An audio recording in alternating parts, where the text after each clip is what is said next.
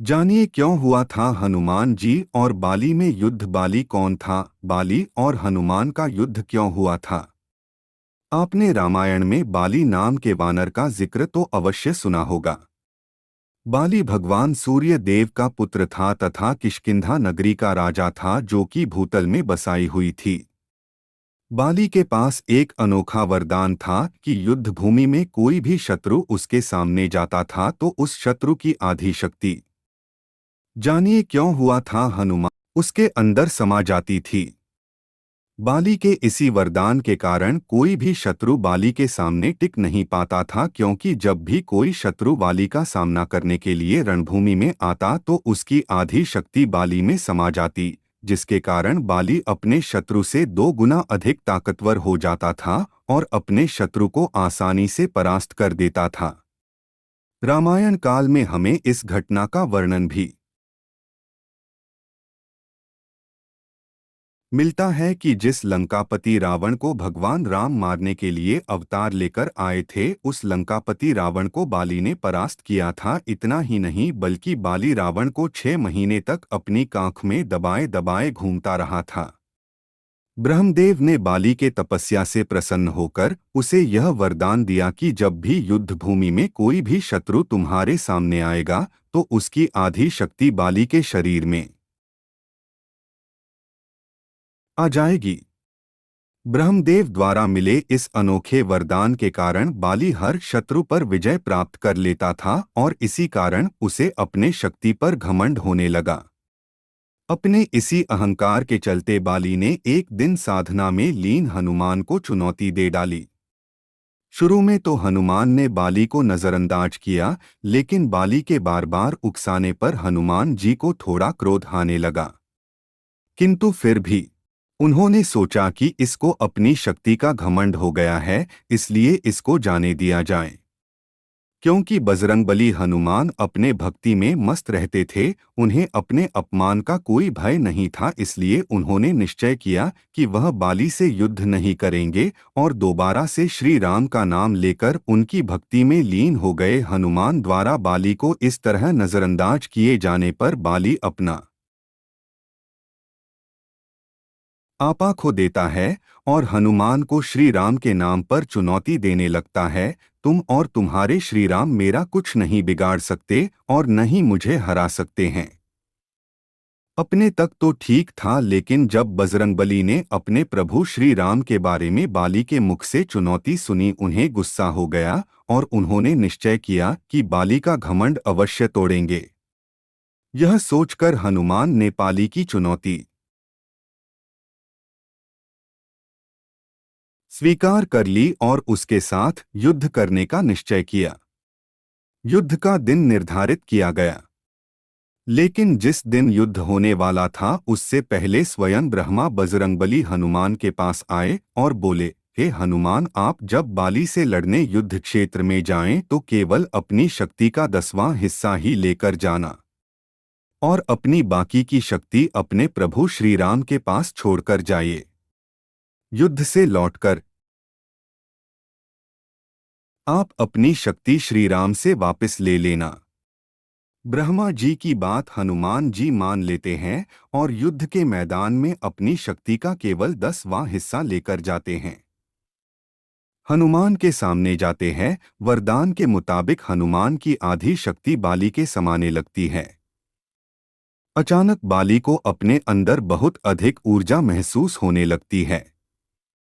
जैसे जैसे हनुमान की शक्ति उसमें समाती जा रही थी, बाली की हालत खराब होने लगती है। बाली की नसें फूलने लगती है तथा उसके पूरे शरीर पर पसीना आ जाता है। बाली को समझ नहीं आता कि उसके साथ क्या हो रहा है। उसका शरीर फूलता जा रहा था और आकार में बड़ा होता जा रहा था। बाली को यह लगने लगा कि उसका शरीर मानव जैसे फटने ही वाला था। तब अचानक ब्रह्मा जी प्रकट हुए हैं और बाली से बोले कि तुम अपनी जान बजरंगबली हनुमान से जितना हो सके दूर भाग जाओ। हनुमान जी इतने अधिक शक्तिशाली है कि उनके शक्ति का केवल 5% हिस्सा भी तुम अपने शरीर में धारण नहीं कर पा रहे हो। और तुम हनुमान से युद्ध करने की सोच रहे थे। ब्रह्मदेव की यह वचन सुनकर वाली को अपने अहंकार पर पछतावा होता है और वह वहां से दूर भाग जाता है, जिस वजह बाली के प्राण बच जाते हैं। इस तरह बिना युद्ध बाली महावीर हनुमान से हार जाते हैं। प्रभु राम को सर्वस्व मानने वाले और रामचरितमानस के रचिता गोस्वामी तुलसीदास ने एक चौपाई में लिखा है कि मंत्र महामणि विषय ब्याल के, मेटत कठिन कुअंक भाल के। अर्थात विषय रूपी सांप का जहर उतारने के लिए मंत्र और महामणि हैं। यानी मंत्र सकारात्मक ऊर्जा का संचार करते हैं और नकारात्मक ऊर्जा को नष्ट करते हैं। आज इस दिन भगवान हनुमान जी का मंत्र जाप और सुंदरकांड का पाठ करने से समस्त कष्टों का नाश होता है और सुख समृद्धि की प्राप्ति होती है। साथ ही इस दिन संकटमोचन हनुमान जी के जन्म की कथा पढ़ने से शरीर में ऊर्जा का संचार होता है और नकारात्मक शक्तियों का अंत होता है। तो आइए ऐसे में जानते हैं वीरों के वीर महावीर के जन्म की अद्भुत कथा। संकटमोचन हनुमान जी के जन्म की कथा। वेदों और पुराणों के अनुसार पवन पुत्र हनुमान जी का जन्म चैत्र पूर्णिमा को मंगलवार के दिन नक्षत्र व मेष लग्न के योग में हुआ था। हनुमान जी के पिता सुमेरु पर्वत के वानरराज राजा केसरी थे और माता अंजनी थी। रामचरितमानस में संकटमोचन भगवान हनुमान जी के जन्म का वर्णन करते हुए लिखा गया है कि हनुमान जी का जन्म ऋषियों के दिए वर से हुआ था। कहा जाता है कि एक बार वानरराज केसरी प्रभास तीर्थ के निकट पहुंचे। उन्होंने देखा कि बहुत से ऋषि वहां पर आए हुए हैं और वह समुद्र के किनारे आसन लगाकर पूजा अर्चना कर रहे हैं। तभी वहां पर एक विशाल हाथी आ गया और उसने ऋषि मुनियों के यज्ञ को भंग करना और उन्हें परेशान करना प्रारंभ कर दिया। तभी वानरराज केसरी ने पर्वत के शिखर से हाथी को उत्पात मचाते हुए देखा। इसे देख उन्होंने इस विशालकाय हाथी के दांत तोड़ दिए और उसे मार डाला। इससे प्रसन्न होकर ऋषि मुनियों ने वानरराज केसरी को इच्छानुसार रूप धारण करने वाला, पवन के समान पराक्रमी तथा रुद्र के समान पुत्र का वरदान दिया। भगवान शिव के 11वें रूप हैं हनुमान जी। एक पौराणिक कथा के अनुसार एक दिन माता अंजनी मानव रूप धारण कर पर्वत के शिखर की तरफ चली जा रही थी। तभी वह डूबते हुए सूरज की लालिमा की खूबसूरती को देख भगवान सूर्य को निहारने लगी। उसी समय अचानक से तेज हवा चलने लगी और उनके वस्त्र उड़ने लगे। वह हवा को तेज चलते देख चारों तरफ निहारने लगी, लेकिन उन्हें कोई नहीं दिखाई दिया और पत्ते भी नहीं हिल रहे थे। इसे देख माता अंजनी को लगा कि कोई मायावी राक्षस अदृश्य होकर यह कृत्य कर रहा है। इस पर कौन दुष्ट मुझ पतिपरायण स्त्री का अपमान करने की कोशिश कर रहा है। तभी अचानक से पवन देव हाथ जोड़कर माता अंजनी के समक्ष प्रकट हो गए और बोले, हे देवी, क्रोध ना करें और मुझे क्षमा करें।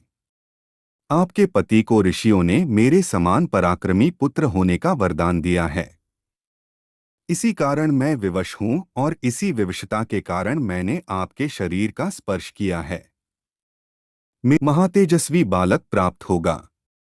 उन्होंने इससे आगे कहा कि हे देवी, भगवान रुद्र मेरे स्पर्श द्वारा आपके पुत्र के रूप में प्रविष्ट हुए हैं।